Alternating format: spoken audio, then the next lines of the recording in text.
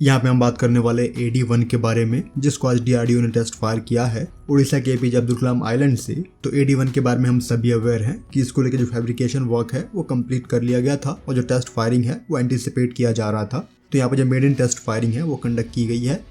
ये आपके ballistic missile defence system का फेज 2 है। फेज 1 में हम सभी अवेयर हैं कि आपका AAD और PAD था, जिनको आप रिप्लेस कर रहे थे PDV से।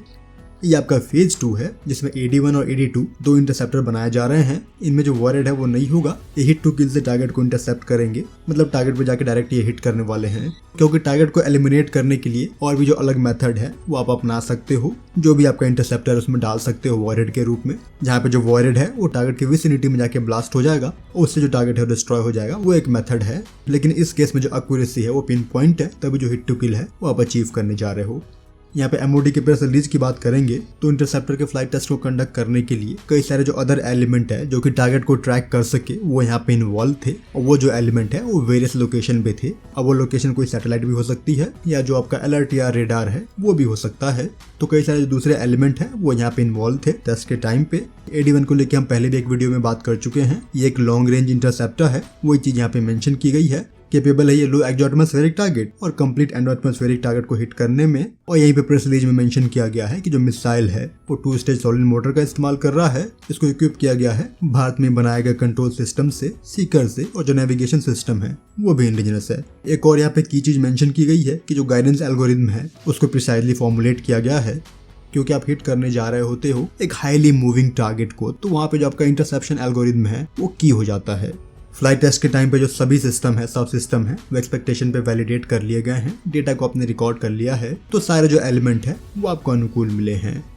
तो यहाँ पे हम स्पेसिफिकली AD-1 की बात करेंगे, इस तरह के इंटरसेप्टर की बात करेंगे कि जो BMD है, स्पेशली AD-1 कैटेगरी के BMD, उनको आप कहाँ पे अप्लाई करोगे। तो हम सभी जानते हैं बैलिस्टिक मिसाइल के बारे में कि उसको आप लॉन्च करोगे। लॉन्च के बाद उसका अपना एक बूस्ट फेज होता है, एक मिड कोर्स फेज होता है, और लास्ट में जाके जो टर्मिनल फेज है किसी भी मिसाइल का होगा। उसको इंटरसेप्ट करने के लिए इन तीनों ही फेज में से कोई भी फेज आप चुन सकते हो कि कहाँ पे आप उनको इंटरसेप्ट करना चाहते हो। बूस्ट फेज में इंटरसेप्ट करना काफी मुश्किल होता है, स्पेशली जो आपका एक्शन है डिटेक्शन को लेके, ट्रैकिंग को लेके, वो बूस्ट फेज में काफी डिफिकल्ट होगा किसी भी एनिमी की मिसाइल के बारे में। अगर आप डिटेक्ट भी कर लेते हो तो वहाँ पे जो इंटरसेप्शन है वो चैलेंजिंग रहता है। तो उस फेज में इंटरसेप्शन के लिए जो आपके DEW है वो अप्लाई किए जाएंगे आने वाले टाइम में।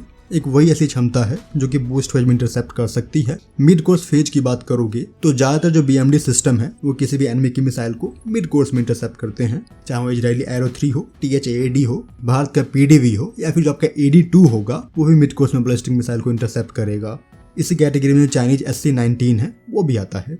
जैसे ही जो मिसाइल है वो मिड कोर्स से आगे बढ़ के टर्मिनल में पहुंचेगा तो वहां पे इंटरसेप्शन के लिए भी कई सारे सिस्टम ऑलरेडी बनाए गए हैं, जैसे कि US का PSC-3 हो गया, एरो 2 हो गया, S-400 हो गया, और जो आपका AD-1 है वो भी उसी कैटेगरी में आएगा, जो कि टर्मिनल फेज में मिसाइल को इंटरसेप्ट करेगा। और कुछ हद तक जो आपका AD-2 है वो भी यहाँ पे इंटरसेप्शन करेगा। तो मिड कोर्स में इंटरसेप्ट करना थोड़ा सा आसान हो जाता है, क्योंकि जो रिएक्शन टाइम है वो आपको लंबा मिल जाता है, और मल्टीपल जो वे पॉइंट है, इंटरसेप्शन पॉइंट है, वो आप चुन सकते हो पूरे पाथ पे। और कुछ हद तक जो टर्मिनल फेज है वहाँ पे भी आप इंटरसेप्ट कर सकते हो, क्योंकि जो डिसेंट है, टारगेट का डिसेंट, वो प्रेडिक्टेबल होता है, और जो मल्टीपल शॉट की पॉसिबिलिटी है वो भी यहाँ पे रहती है।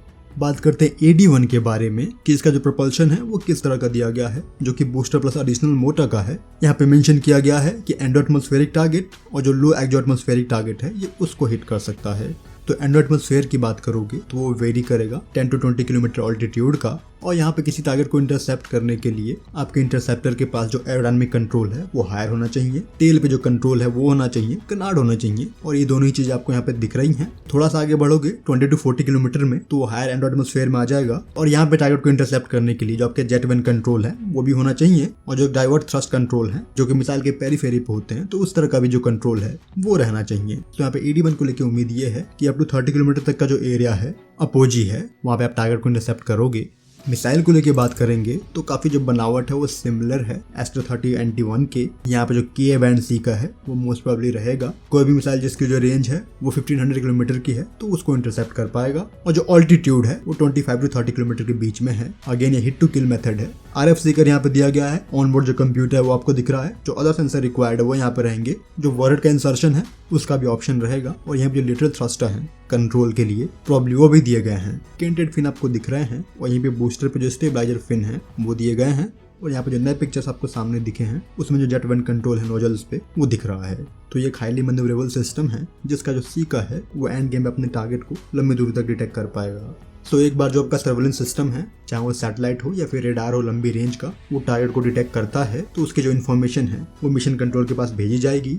थ्रेट को वहाँ पे असेस करने के बाद, क्लासीफाई करने के बाद एक जो एंगेजमेंट प्लान है, ऑप्टिमल एंगेजमेंट प्लान वो आप बनाओगे, वो आप पास ऑन कर दोगे लॉन्च कंट्रोल के पास। और जो आपका लॉन्च कंट्रोल है वो तय करेगा कि किन पॉइंट पे मिसाइल को इंटरसेप्ट किया जा सकता है और कितने शॉट की आपको रिक्वायरमेंट पड़ेगी। तो जैसे ही वो चीज़ तय होगी तो जो इन्फॉर्मेशन है लॉन्च के लिए वो लॉन्चर को दे दी जाएगी। और जैसे ही मिसाइल लॉन्च हो जाती है तो जो मिसाइल का कम्युनिकेशन है वो एक सिक्योर कम्युनिकेशन मेथड के थ्रू आप तक हो रहा होगा। सो कुछ ऐसा जो प्रोसेस है वो आपको AD1 के साथ भी दिखेगा। AD1 के लॉन्चर की बात करोगे तो हाल ही में जो लॉन्चर है वो आपको दिखा था और यहाँ पे इसको लेकर जो एक लोडिंग अनलोडिंग सिस्टम है वो भी आपको दिखा था। तो आने वाले टाइम में जो डिप्लॉयमेंट है वॉरशिप पे वो भी किया जाएगा और शिप के लिए जो लॉन्चर है उसको हम ऑलरेडी देख चुके हैं लास्ट डिफेंस एक्सपो में। तो अभी जो टेस्ट फायरिंग है वो ग्राउंड बेस्ड लॉन्चर से की जा रही है। एक बार जो आपका FTR है वो तैयार हो जाता है तो जो टेस्ट फायरिंग है वो वॉरशिप से भी की जाएगी। फिलहाल इस वीडियो में इतना ही। जय हिंद।